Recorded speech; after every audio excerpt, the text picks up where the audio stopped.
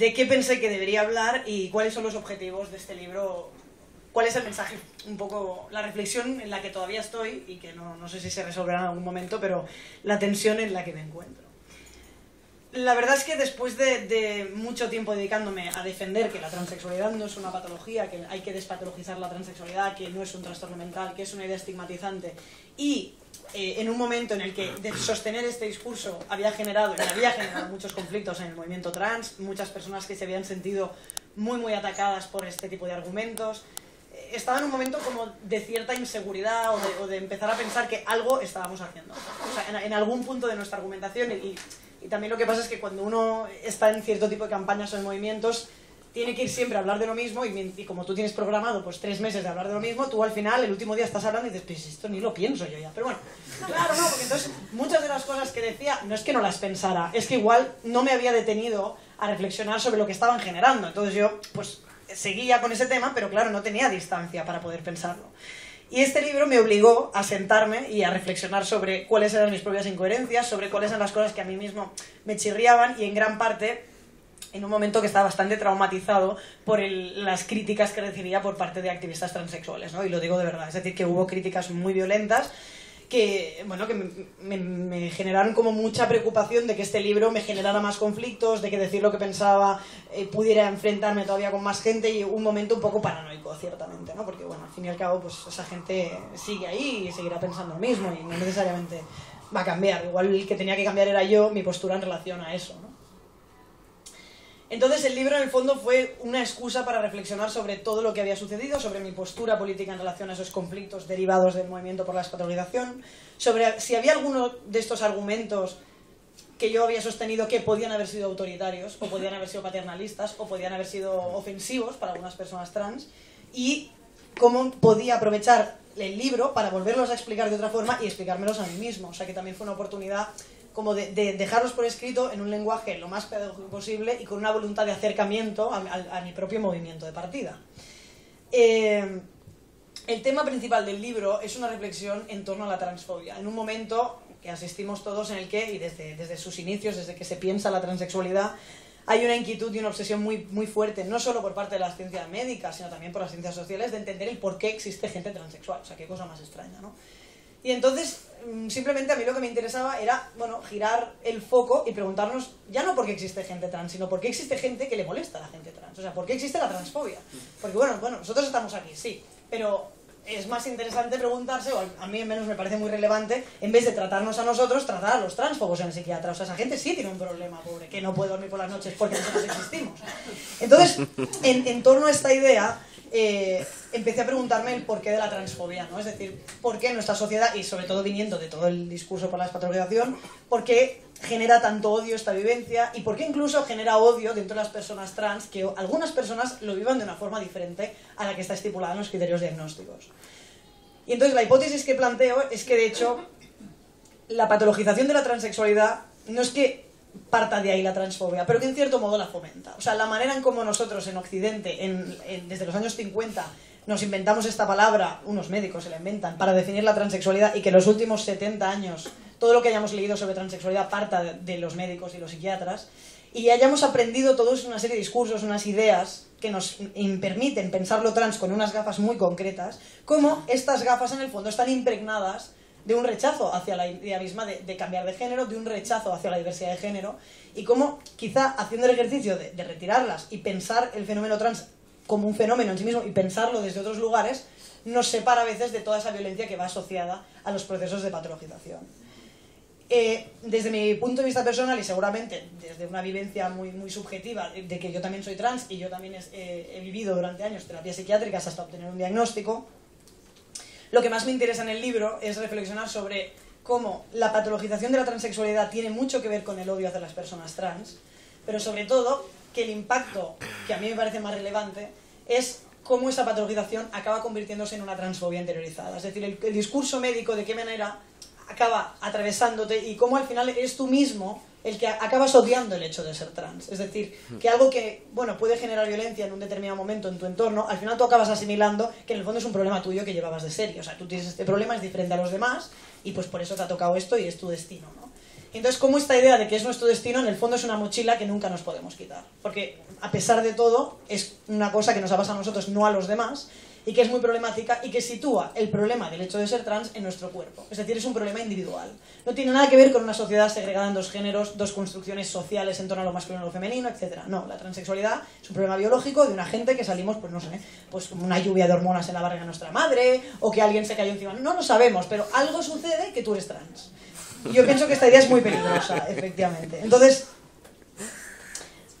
no voy a explicar los apartados del libro porque ya lo ha hecho Cristina, y simplemente en lo que me detengo a reflexionar es en por qué esta idea de que la transexualidad es una enfermedad y todo lo que se deriva de eso, en el fondo es muy peligrosa y muy arriesgada para las personas trans. O sea, lo que se nos ofrece son muchas cosas muy atractivas y además con un tinte muy progresista, pero lo que nosotros damos a cambio también es un precio muy elevado sobre el cual creo que es importante reflexionar. ¿Cuál es este precio?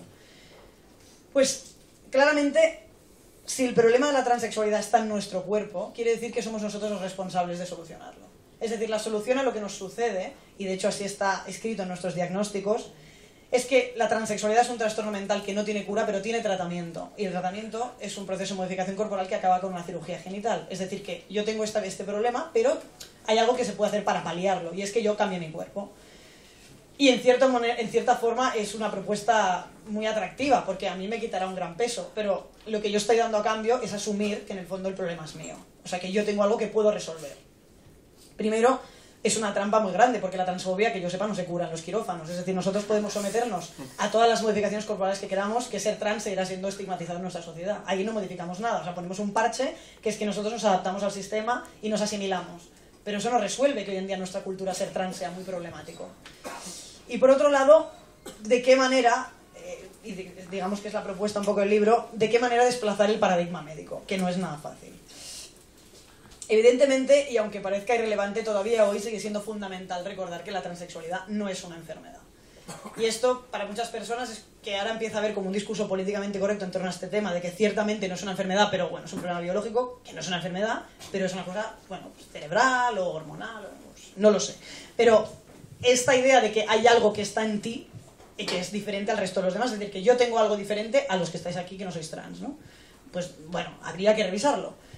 Yo soy de la opinión de que la transexualidad es una consecuencia lógica en una sociedad donde impone y presiona a las personas para que reproduzcan roles de género estrictos y muy rígidos, muy normativos, los hombres masculinos y las mujeres femeninos. Y lo más normal que suceda, dado que es totalmente antinatural que las mujeres se comporten de forma femenina y los hombres de forma masculina, desde mi punto de vista, y creo que lo compartimos, es muy normal que haya gente que fracase. O sea, es que es muy lógico que haya gente que no se identifique, porque es que es muy difícil parecerse a una mujer normativa o un hombre normal. Es muy difícil identificarte con todo eso. Ahí, en ese fracaso, hay distintas estrategias. Seguramente habrá personas que encuentren modelos de referencia alternativos en su propia identidad de género asignada, habrá personas que se sientan muy perdidas, y en este fracaso, la idea de la transexualidad médica ofrece una explicación disponible legítima, que es el cambio de sexo. Es decir, no, bueno, la gente que no se entiende como un fracaso, sino la gente que tiene un problema mental o cerebral, pues hay una solución para vosotros. Eso me parece muy problemático, porque quiere decir que, como lo estamos situando en el plano individual, como es una cosa mía, no problematiza la estructura en la que yo vivo. Es decir, no tiene nada que ver con vivir en una sociedad dividida en dos géneros, simplemente que yo pues no me asimilo. Bueno, es que yo no me asimilo porque es que es muy difícil cumplir con esto.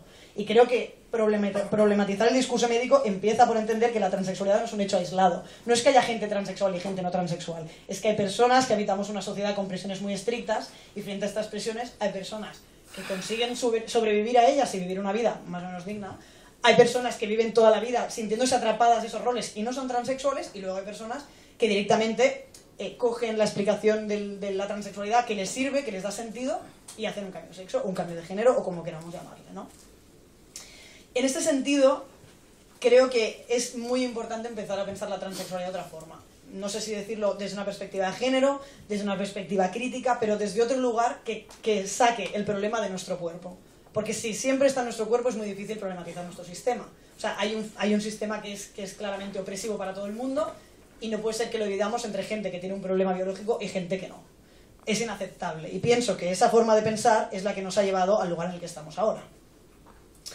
Este libro tiene diversos objetivos. En primer lugar, salir del círculo de entendidos de palabras esdrújulas. Es decir, y además en un momento donde cuando uno dice que hace pedagogía, la gente, no, pedagogía no hay que hacerla de más, ¿por qué haces pedagogía? Como si fuera insultante, ¿no? Bueno, pues yo lo siento mucho, pero soy un defensor claro de que la militancia y el activismo son pedagogías, que hay que asumirlas, que si uno quiere transformar el entorno o transformar la mirada sobre ciertas cosas, uno tiene que hablar claro, y que si no te entiende nadie, pues bueno, está muy bien porque te van a regalar muchos premios, pero en el fondo no te entiende nadie, entonces no tiene mucho interés. Entonces, primer objetivo, que se me entienda. O sea, gente que no tiene nada que ver con este tema, porque a ver, la palabra despatologización es súper poco sexy, o sea, ¿quién puede...? En fin, esto no se entiende mucho, entonces hay que traducirla.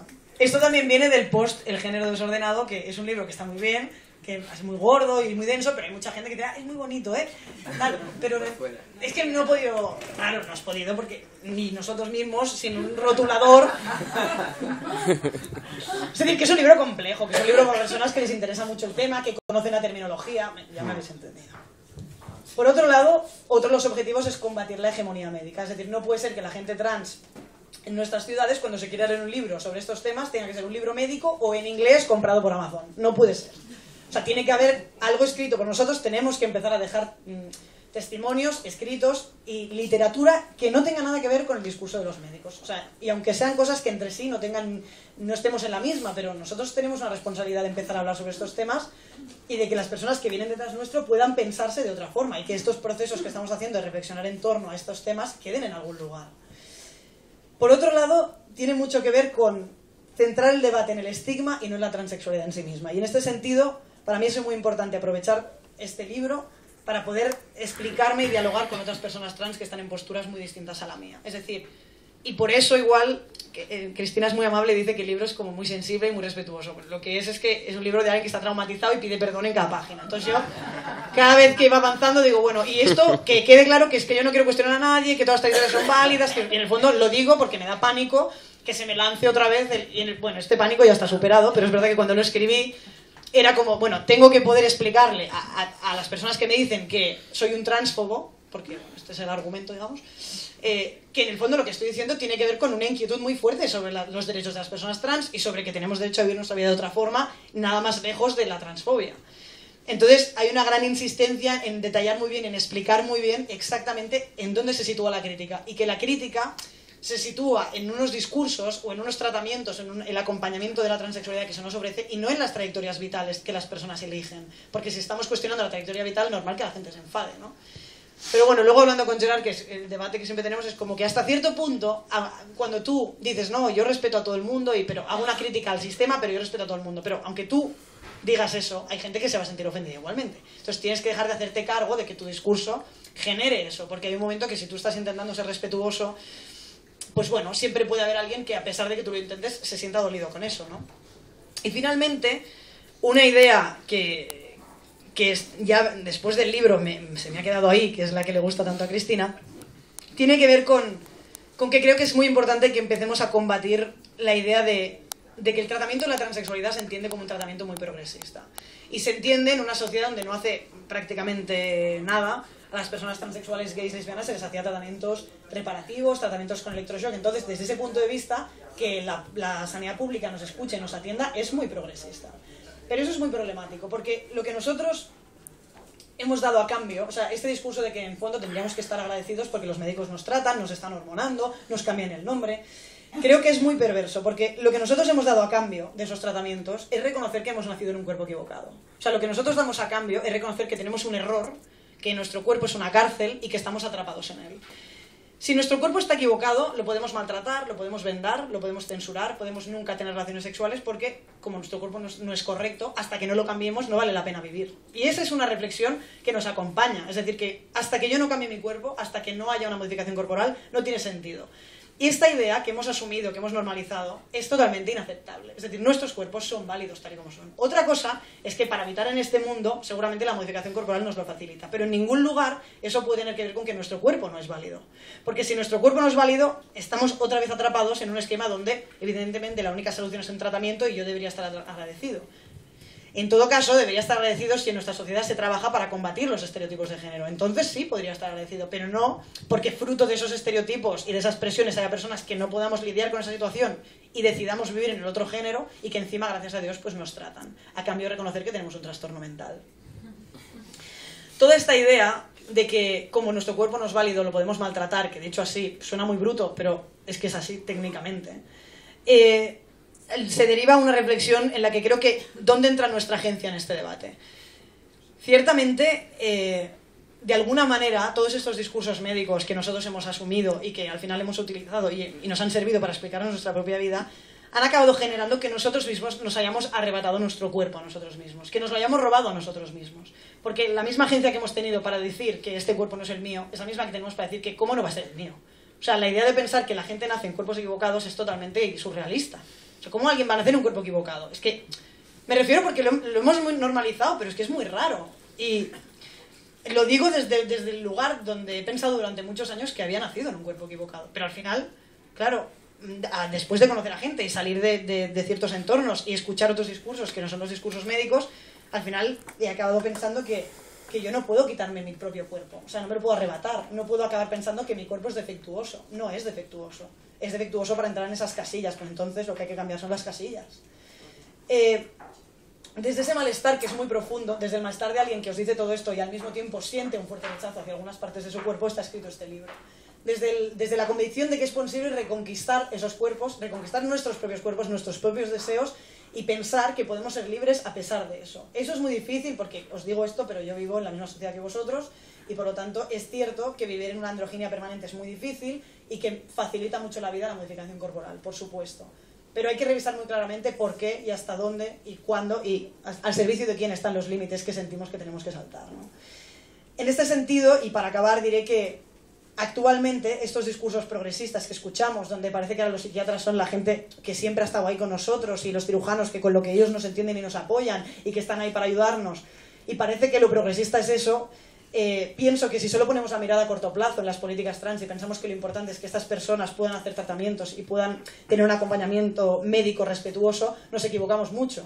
Porque uno puede tener un acompañamiento médico muy respetuoso y formar parte, ese acompañamiento, de un engranaje patriarcal gigantesco, donde en el fondo, claro que te acompañan, pero te acompañan con unas premisas, con unas condiciones que implican reproducir un sistema que en el fondo es opresivo.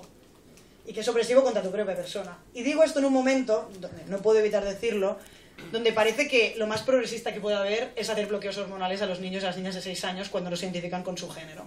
En un momento donde parece que la transexualidad en el mundo de los adultos ya está más o menos ubicada y empieza toda la tecnología para tratar a los niños. Y es ciertamente muy progresista. Pero es progresista porque solo tenemos la mirada a corto plazo. Si pensamos a largo plazo lo que quiere decir hacer esto, quiere decir que evidentemente no aceptamos la diversidad de género y que una vez más, y cada vez en edades más... O sea, en los niños más pequeños entendemos que el género es algo esencial, natural y biológico. Y que, por lo tanto, cuando un niño expresa características de género no normativas, lo primero que se nos ocurre es que es transexual. Bueno, yo no sé si eso es síntoma de avance social. En todo caso, tengo muy claro que desde mi punto de vista, la utopía más importante no es que en la sociedad del futuro a las personas transexuales se las trate con una mejor técnica y antes, y cuando ellas lo pidan, y en un autodiagnóstico donde el médico te escucha y te acompaña. Eso puede estar muy bien como una transición hacia otra utopía.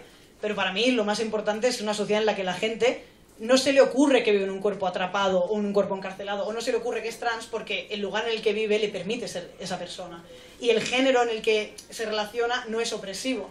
Es decir, que en el momento en el que los niños y las niñas pueden tener comportamientos de género no normativos y simplemente pensemos, bueno, es que son niños, o cuando las personas podamos comportarnos como queramos, sin que eso tenga la traducción de que no estamos cumpliendo con unos estereotipos de género determinados, entonces, para mí, habrá empezado un camino en el que realmente nos acercamos a una sociedad libre.